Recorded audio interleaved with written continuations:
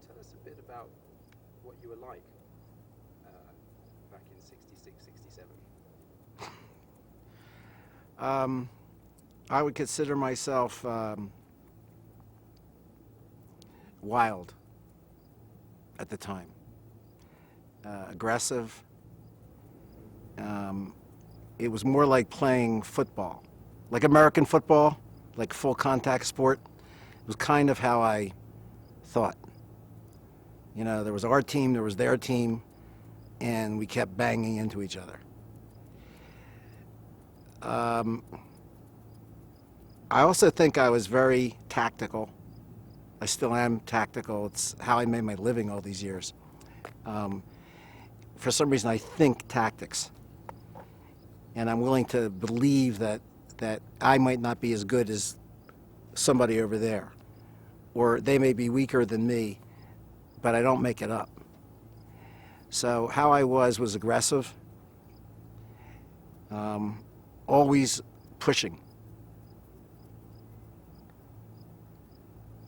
Yeah. So you didn't start out flying initially, did you? No, I started out on the ground. I was, at the time, it's called a military occupational specialty. I'm assuming it's still called an MOS, but I was a scout. I was trained as a scout. I mean, everybody that graduated from Pennsylvania Military College wanted to go into the cavalry. It was actually a great polo school back in the 1920s and 30s. So everybody was into the cav. And which meant tanks at the time, not helicopters. And for me, it was scouting. So if I was going to be in an Army unit, I wanted to be all the way up front. So I always went into special ops. I always went into scouting. And I was trained by some great people, some great sergeants from like World War II that fought in Burma and places like that, Korea. I got a lot of knowledge about scouting and what it was really all about.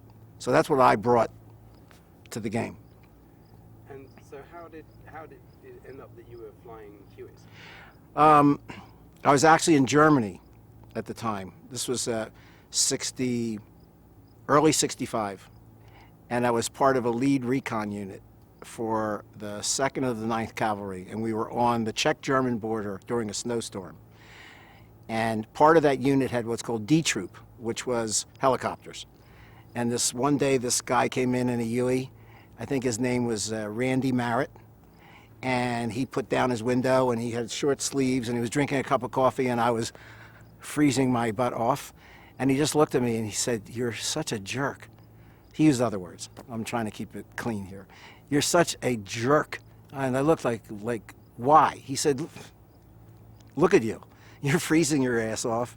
It's snowing. It's sleeting. I'm here. I'm nice and warm.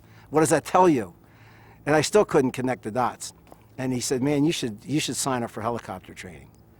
You know, you're going to be going back to Vietnam time and time again, as long as you're in the military, so fly helicopters. You know, at least you can come back at night and go to the officers club."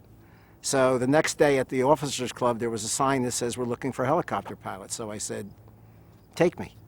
And I did. Within 4 days, I was in the States going through flight school. And how did you take to flying then? It was horrible, horrible. It was horrible. I almost flunked out so many times. If you get, I think if you get 3 pink slips in a week, you're out. I think it's 3. I could be wrong. A pink slip means you flunked at that flight that day with your instructor. You didn't pass whatever his test was, so he would give you a pink slip. And I think if you got 3 pink slips in a row, you were out. I could be wrong. Maybe it's 4, but I think it was 3. So while my whole class was able to take a helicopter after a couple hours and pick it up to a hover, I was already in the 9th hour and still couldn't hover. And you have to solo in 10 hours. So I couldn't hover. So now I'm beginning to panic, because if you don't get through flight school, then you're back on the ground again. And I was really scared. But every time I would just squeak through, squeak by. But I couldn't solo. I couldn't pick the helicopter up. And they gave me a civilian instructor who flew around with me. Now in the air it was fine. When I got within 20 feet of the ground, I couldn't control the helicopter. So he got out and said, "You're not going to solo." I said, "You have to let me solo." He said, "You're not going to solo."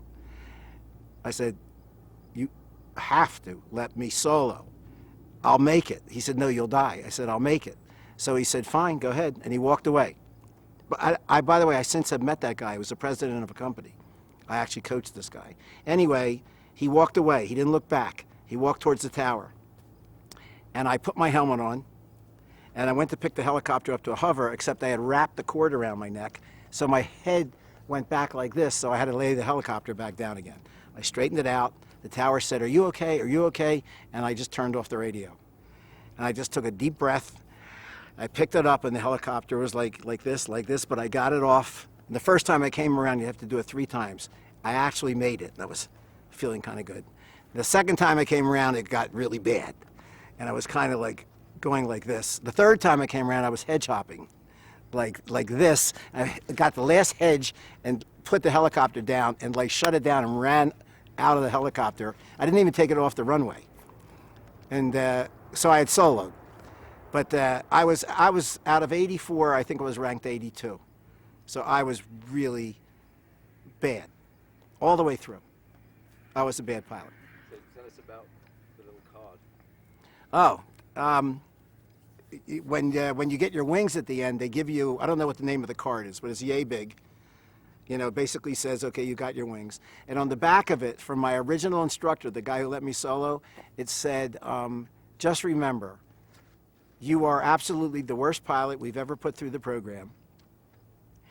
Don't worry about getting killed by the North Vietnamese, because you'll kill yourself before you get shot by them. It was something like that, to those words. And basically he was saying, don't get cocky, which I didn't for at least 500 hours.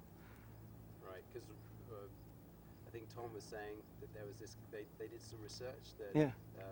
Around 400 hours, people Yeah. got cocky, and that's when they started Right. screwing up and killing Right. themselves. Well, I didn't, and the 400 hours I still was struggling. And then when I hit the 500th hour, I did a particular maneuver that I then knew I could fly. I knew I was a pilot. I was an aviator. And I crossed that line and never came back. And I was never cocky as a pilot, because I always knew what it took for me to become good at what I did. And I think that kept me alive a lot. So though you described yourself as being wild, I think before you said you were a bit of an animal, not in the Huey then? No, I was very aggressive. I was very aggressive as a pilot. I mean, I did not think twice about going in. I was always on the hunt. I was always attacking. It just seemed right, the way I flew. So when you use that language, you were flying gunships? I didn't fly gunships. I flew slicks, but they had guns on them. When I got there, I flew for the 162nd Assault Helicopter Company. They're called the Vultures. And they were very aggressive as an assault helicopter company. Their commander was very aggressive. So it fit. It was a good place for me to be, flying with those guys. So describe when you came, you described yourself coming and the way you looked and the way people looked at you. I can't remember what stage that was at then.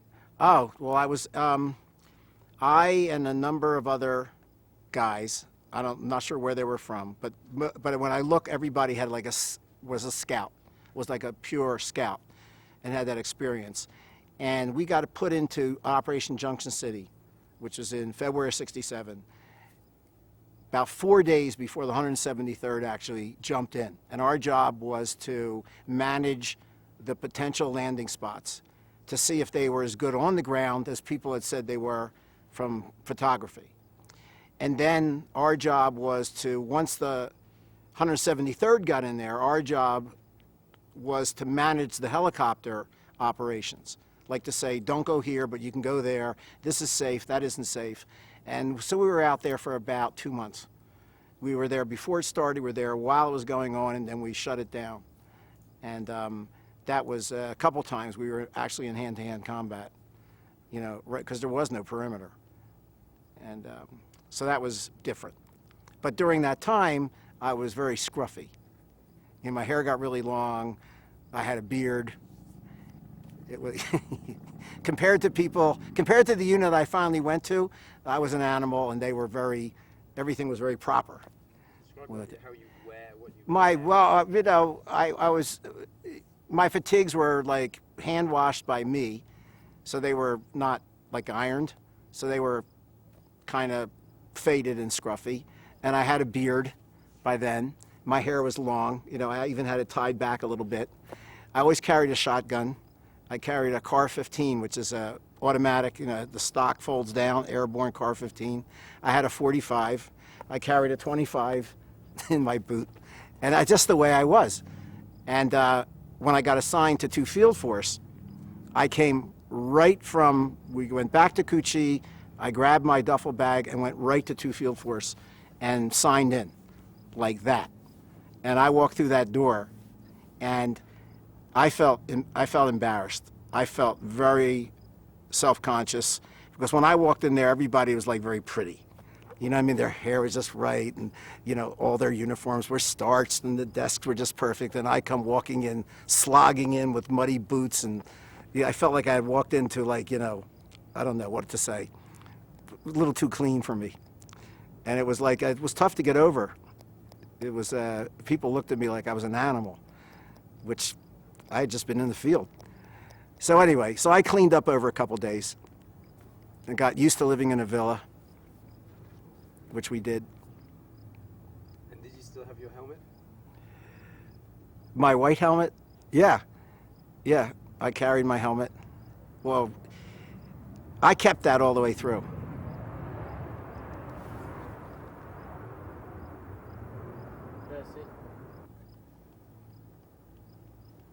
Can you describe how it stood out? Well, where it came from, how it started. Oh yeah, you can describe that. No, you don't need to go into that. Fine, Yeah, okay. that's fine. I had, on my helmet, I had the Star of David on the back of my helmet. It was, part of it was like a gag, but it was like, you know, it identified me from previous lifetimes. I used to be called the Super Jew in military college. So I kept that with me. So I had the Star of David on the back of my helmet, if that's what you're asking. Yeah, and it was also white, and everyone had changed to green and all that sort of thing. Yeah, they had ballistic helmets, which I couldn't stand. It felt like you were wearing a vice on your head. I mean, I guess it would help you if you got shot in the head, but it was like too much. So I elected to stay with that. And that was like my mark. Okay. I think we did that in 2 bites. Can you start that again? Just to do that one. Just say, because you didn't actually say it was white. I said it was white. Ah. Change the frame. Hang on. Sorry. Okay. Well, everybody started out with white helmets, from what I understand. We all had white helmets. We had our helmet bag, you know. And then they started switching to what's called the ballistic helmet. At least that's what it was called when I was there. And I tried the ballistic helmet on for a couple of days, and I couldn't stand it. I tried different fittings, and it gave me headaches, and it just didn't feel right. So I went back to my white helmet. And I was like, I think I was one of the last white helmet pilots around. I also thought that if they were aiming at my helmet, they surely wouldn't hit me. That might be weird thinking, but you're moving all the time. So you'd have to be an amazing shot to aim at a white helmet and hit the guy. So it seemed like I was right except once. That's about the ones that. Yeah, one time a round came through and hit me in the top of the helmet. You have a nut that moves the visor up and down, the ballistic visor, you know, for sun and everything. And the round hit the nut, and my helmet exploded on my head and cracked my skull, like right here. And so it bled a lot. It wasn't like a bad wound, but I had headaches for, you know, weeks and weeks. But if it wasn't for that nut, it would have been bad. It's an understatement. Okay, so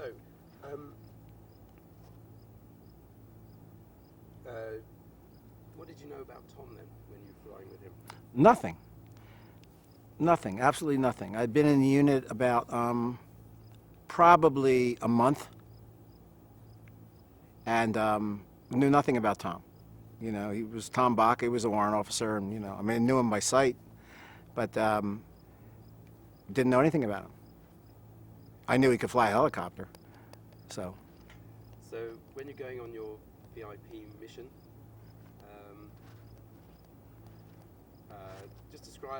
just describe that day at the beginning. You know, what you think you're going to do and what your attitude is. Well, I flew my missions, like everybody else flew their missions, and then this. I remember, I think it was sometime late Saturday. There was like a call. Could you fly with Tom Baca? Because nobody's around to fly. Everybody's like taking off on Sunday, and I said, sure, I'll go. Sunday's fine, you know. Milk run. They call them milk runs, right? So I don't remember what time we took off, 11 or 12 in the afternoon, something like that. Maybe it was earlier, because I have a sense that we flew this chaplain to a few different places, but I don't remember that clearly. I just remember Kaohsiung Bay. But I flew with Tom as his co-pilot, you know, and it was, you know, nice day. No chest protector, and no guns on the aircraft, which made me feel a little weird, because I don't remember ever flying in an aircraft without guns. So this was, you feel nude somehow, but I didn't give it a second thought. I should have, but I did. So then this red-headed major approaches and he says, can you do this job? Tell us about that. You talk about up at Kaohsiung Bay? We landed, and Tom walked the chaplain towards the camp, and this guy came running out, and I don't know what his rank was. He could have been a sergeant also, because I have pictures that I took, so I'm not sure what the rank was, but the guy came out moving really fast and said, you know, our whole unit's getting overrun. There's over 100 people probably about 5 or 6 clicks down the road. They're being overrun. We really need you to get in there and start pulling these wounded people out.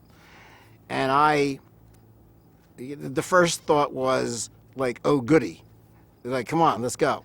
And the second thought was, this is bad, because this is not my helicopter. There's no guns, nice and shiny. I think it had a couple stars on the side. I'm not sure what it looked like. Then Tom came out, and I said, this is what's happening. And I think we both really thought about it. Like, we knew we had to go, but it was one of those things, you don't have an edge on this one. You know, you have no edge.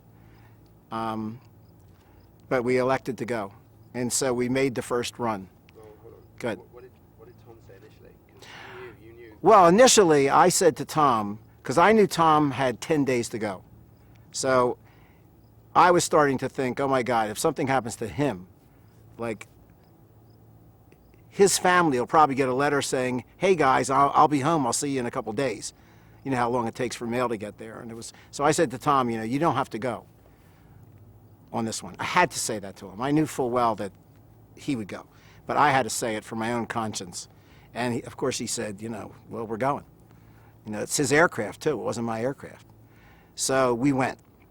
Well, how did he say? How did he seem? Got a little white and ashen, and then his whole demeanor changed to professional pilot. You know, and off we went. And on this one we didn't do any recon. My remembrance of this thing was we knew exactly where we had to go, and we flew at altitude for a little bit. Then we got right down on the deck, and we didn't know that we were going to run into bamboo when we did. And at the last minute, we knew it, and we both looked at each other. He flew the first one in. I stayed close to the control in case something happened to him. And I mean, we went in through that bamboo, not knowing, you know, what would happen. I had a sense that we could cut the bamboo. I didn't know how long the blades would last, but there was no other way to do it. The only other way was to leave, and that was you had to take the shot.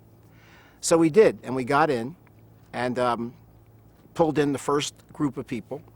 They jumped on, and I think everything was happening so fast we didn't really have a lot of time to think about it. Then Tom got us back out of there again.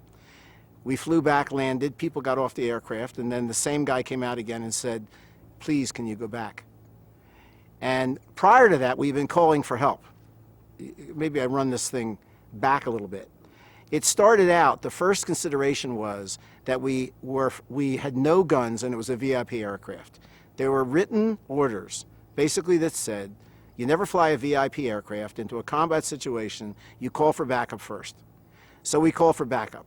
We called everybody on like global emergency stations. And we heard from Air Force guys that were 30,000 feet, like over Hanoi. I mean, they were far away. And so we did call, but there was nobody, at least initially. And then so we went. But there was this standing order not to. And also, what had happened, you'd done a similar thing earlier, a couple of weeks earlier. Probably the fourth day I was there, I was flying what would be like another milk run, while everybody was getting used to me and how I flew, and and I was coming back to Long Bin, and I was about 20 minutes out, and a helicopter in front of me just dropped, and you just mayday, mayday, mayday, mayday, landed in a rice paddy, and I just started circling, and calling for some help. And then, all of a sudden you saw like 20, 30 black pajamas in a rice paddy maybe 300 yards away starting to move in on these guys. And then I got a call from a gunship. The gunship's call sign was Dragon 33, who happened to be a guy named Bill Frank, who was one of my best friends. Very southern accent. I can't imitate it very well, but he basically said, Dragon 33, I'm on your tail. You go on in. And I said, well, I'm flying a VIP aircraft. He said, yeah. You go in because we can't take him out. So I said, okay, good, I'm going in. So we went in. We got in really quick. Everybody jumped in. We beat it out of there. And I'd say the VC were probably maybe 100 yards. They had moved from 300 to 200 to 100 yards when we got them out of there. And everybody was yelling and screaming for joy, And we took them, we landed them, and I shut the aircraft down. And we didn't take any hits or anything like that. And whoever was flying with me must have been the crew chief, told other people who told other people. And a couple hours later, I was in front of my commander, who basically chewed me out for going and pulling these people out. And I couldn't understand why he was so upset. And he was upset because I disobeyed a direct order and written orders. And I said, okay, but we saved these people. And he couldn't hear it. He couldn't hear it. So basically he said, if you ever do it again, I'll get you thrown out of the Army. If you ever do that again. You can't do it. You won't do it. I don't care. I was like, okay. I left smiling and like I was happy. But at that moment in time, we were not very friendly. So then, same thing happens all over again. Happens again. Do you think about that, or do you think? No, I thought about it for a moment, but it's like all these guys are up there. You have to go. You have to go, and we had the ability. I mean, Tom's ability as a pilot, was outstanding. I knew who I was as a pilot. I knew I could do it. So it's like we had an edge. There was a level of competency that could give us an edge, and we went. Okay, so after the first one, and then they say, then the situation has changed. So they say, it's really bad. You got to go back again. Describe how you feel at that moment, and then also with Jack arriving. It's interesting too. I don't have much of a remembrance of the other aircraft. I was so focused. I mean, I knew there was another aircraft near us, but the first time I really saw the other aircraft is when the two of us were going out, like the last time out. Then I knew we had another aircraft with us, and I knew they had guns. That's all I can remember about that, and that gave us an edge, a bigger edge, because up to now we had no edge, at least firepower-wise. So what was the question again? Sorry. I was just wondering what went through your mind when you realized it wasn't just this one-off deal. Oh, well, what goes through your mind then? So you don't have a chance to play it out on the first time around, because you don't know how bad it is. The second time around, you know how bad it is. And then you know the possibility of a continuous existence, is the odds are shrinking dramatically. It doesn't take a genius to figure out that the perimeter has to shrink. And ultimately, you have to be left with no perimeter. And ultimately, you have to be left with little or no odds. So that you really have to put it away, put it out of your mind. And the second time I flew in, so I was so busy flying, I didn't have time to worry.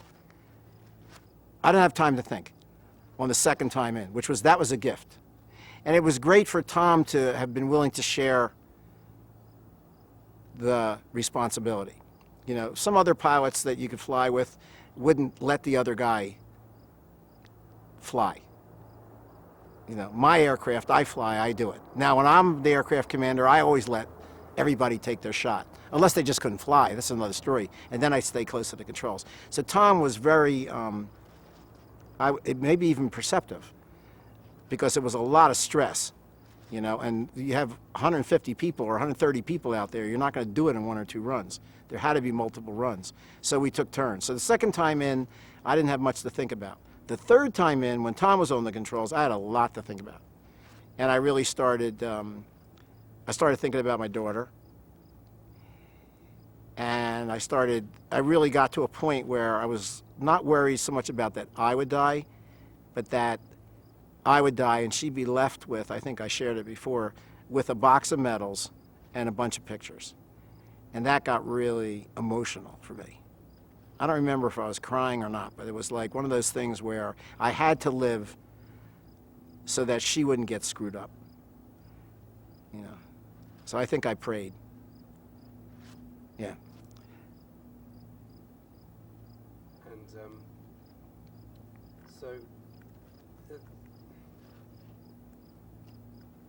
said, I remember as well, that sometimes it's best not to be the first person in, to be taking the controls in. I think you wrote in your affidavit.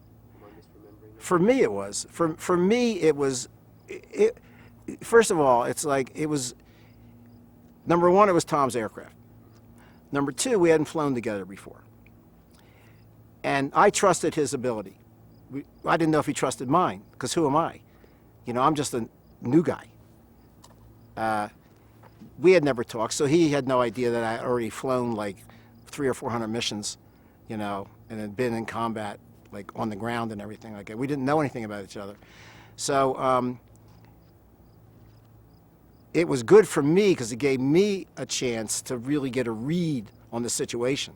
That first time in, I was able to picture everything. I was able to picture the perimeter. I knew where the fire was going to come from. It was going to come from my side mostly. I knew what our chances were. I had a good read. I had a chance to get a good read on the situation, tactically. So that was a good move. I think it was a great combined move. You know, it was a good use of Tom leading and flying, and it was a great use of me to be able to really size the situation up. Because when you're flying, you're not sizing up anything. You're just focused. You know, but I had a chance to size it up, and I think that gave us an edge. Tell me about when you got out. Why did you get out? I had to. That was Tom flew first, I flew second, Tom flew third, I flew fourth, Tom flew fifth. There were still people, a lot of people there, and people were struggling to get on, and whoever our crew was had everything they could do, and there were still people, and we would have had to come back again, and I got out. And I shoved 3 or 4 people on, then I got back in. I remember when I got out, I think I wrote this, I remember clearly, because I wasn't wearing, I had no protection, and I just said to myself, I'm going to get shot in the back. You know, and then I said, I'm going to get shot in the back, and I'm going to live, and I'm going to be a paraplegic. I mean, all this stuff was going through my head. It was like, you know, I played the whole scenario of a possible future in my head, but I kept shoving people on. Then I got in, locked myself in, and then 2 more guys got on the skids. They were hanging on skids, and I was like holding, these guys were holding here. I stayed next to the control. The second we got off, and Tom had good control of the aircraft, I reached out and held these guys by like this part, these South Vietnamese guys. I was holding them, and you can see in their eyes that they were elated that they got out, and they were scared to death that they would fall off. But they hung on. They hung on. It was like really, it was great. You had to let go though to take control, presumably for the takeoff. Just till Tom got airborne. I stayed close to the controls because he could have gotten shot. You know, that's something you learn, but I never really did. I mean, every mission I ever flew, every combat mission I ever flew, I kind of stayed close. Even worse situations than this, but I don't remember ever staying that close because that was real. That was like really, that was a little too close, and either one of us could have gotten it. Either one of us, if they just would have gotten a little closer on the sides. So it was good to stay close. But then once we were up, once we got above the bamboo, then I grabbed these guys because they were really, they were white knuckled, holding on inside. One of them was pulling me like this, from what I remember. And then I just held on, you know, gave him more of a hand. So, on the last thing, how are you feeling on that way back? What are you thinking of? I was thinking about, was there anybody left? Sorry, can we just wait? The sun sun's went in just- at the yeah. beginning Good. of that. Let's just So you've picked up these 20 odd people, and you got a couple by the collar, flying back to Calçon Bay. So how are you feeling? Well, one thing, I think we got them all out because we were really low on fuel. So once I realized that that was it, like we weren't going back again, I don't know the final count, but I don't think there was, I don't know who was left. I heard there was like 2 people that got left back there that they found later. I could be wrong about that. 80 lived, something like that. 90 lived, 30 killed. I'm not sure. But initially, the thinking was around, could we make it back? We had to get somewhere we would get fuel. And could we make it back? My remembrance of the helicopter was that it was really shuddering. And thought about that, but felt relieved, like really relieved. Like, you know, this was like, you know, it doesn't come closer than this. And everybody was alive. You know, the pilots were alive when they shouldn't have been, at least not wounded, you know. It's like, I don't remember much about when we got back, about landing. I know I went right to the officers' club. I know I went to get a drink real quick. And then I started feeling great. Like really great, because everybody had heard about this mission. I mean, people were talking about it. I walked into the 334th, that was a gunship company on Conley Street, and everybody was talking about this mission. So I don't know how everybody found out about it so quickly, but it was like really, everybody was talking about it. And then probably around 9:30, 10 o'clock at night, I got called into my commanding officer's office at our headquarters to talk to him about this. Do you want me to go on from Yeah, there? I guess we want to hear this. I mean, you can be, you know, you don't have to mention his name. I won't. So, but you can tell us what happened. So. Well, one thing that was interesting, when I checked my weapons, the machine gun, the Car-15, and my .45, they were empty. And to this day, I don't remember firing them. I mean, I know I did. I might have fired them when I got out of the aircraft, but I don't remember firing them. They were just empty. So I know I did, but I don't remember. Anyway, our commanding officer, who, I don't know how to describe him, but I would say I wouldn't have put him in a combat command, which is why I think he was flying in a non-combat aviation detachment. And he just absolutely freaked out on me. He just started yelling and screaming. I was in the headquarters. There was probably 20 people in there. It was a brand new building. The general's office was off over here to the side. There was a couple of 3 or 4 private offices for ranking officers, I think. And he just started yelling and screaming at me. You know, you did it again. You destroyed an aircraft against my direct order. You promised you wouldn't do this again. and he put the written orders in front of me, you know, the VIP aircraft will not fly into combat situations without blah, blah, blah, blah, blah. And he was just yelling and screaming at me, and I think I was smiling at him. Because I was part of me, first of all, I had a couple drinks in me. Second of all, I was so happy that we had pulled out all these people. I mean, it was really a great thing. You know, it had nothing to do with me. I had nothing like, wasn't happy like I was great. It was like we did this. We took all these people out. There was nobody else around to do it.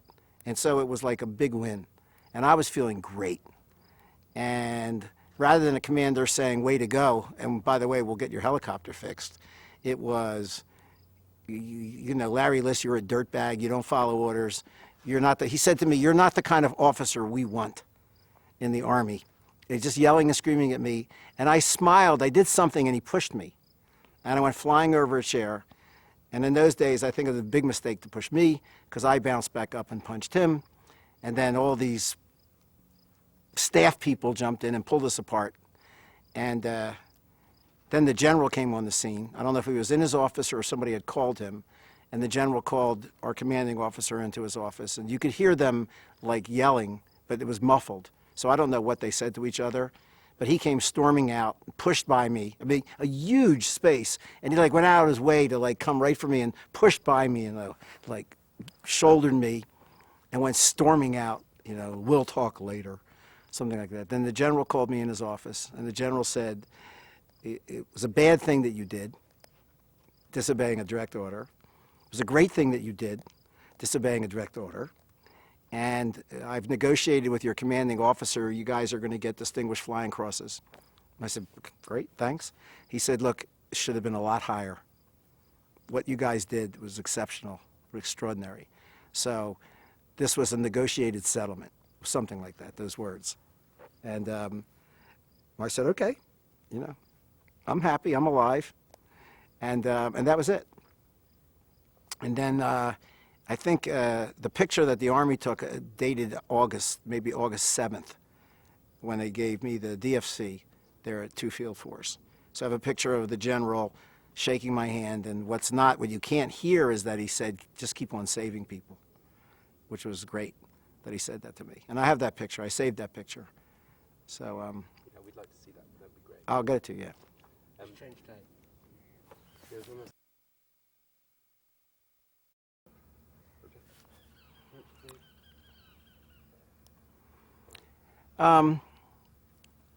At the moment, I turned it into a game, which is, I think, how I handled the possibility of dying or getting wounded really badly. What I did was, I said to myself, okay, if we can get in and out, then the score is 15-0. You know, we pulled 15 people out, they got nobody. Okay? Then we came in for the second pass, and I said, okay, if we get in and out, the score is 30-0. You know, we're winning. And I also said to myself, okay, if I die now, so the score is 30-1. You know, so it's not good that I'm dead, but it's not a bad count. So I'm smiling about it now, but somehow it put me in a game. It had me be more aggressive. and so by the end, The score was, I don't know, whatever it was, 80-0, plus 30 pulled out that at least their families could bury them with some honor. I don't know the exact numbers. I wish I did know the exact numbers. I mean, I've heard people talk about it just in the last year, but whatever it was, I say we won. You know, we won the game. So. excellent. So just to sum up, looking back on that mission and how it reflects on your whole time in Vietnam, and what do you feel about that as a pilot in Vietnam? I think that was, of all the missions I flew, I mean, there was missions I flew that were worse than that, more intense than that. But that mission, I think that mission was exceptional because the odds of survival were really limited, given that we had to go in the same way every time and pulling so many people out I mean, the piloting had to be exceptional. So of all the missions, if you put everything together, it was just extraordinary. It was an extraordinary mission. It produced a great result with like no damage. I mean, whoever got killed got killed. That's part of the game. But there was no damage, and everybody came out okay. And government got to fix a couple aircraft.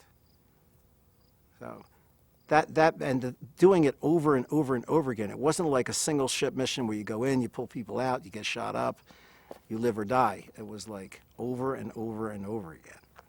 So that was the difference. And that was the one I feel most proud of that particular day, because so many people got pulled out in so short a time against really overwhelming odds. I hope that answers the question. Yeah. Okay. I mean, so you're a hero? A hero. Okay. That's a tough one to deal with, you know what I mean? Because everybody that I knew, I say most people that I knew, were just like that. Army helicopter pilots, I can't speak for other organizations, but most Army helicopter pilots I knew, the ones who were like really in like the combat units, were just like that and did that. And did it every day and did it all the time. And nobody saw it or nobody said anything about it. There's so many unsung heroes, thousands of them probably. So, hero, yes, by some standard, but there was a lot of them. Yeah. Well, thank you very much. Okay. We certainly think that all you guys are heroic, whether you consider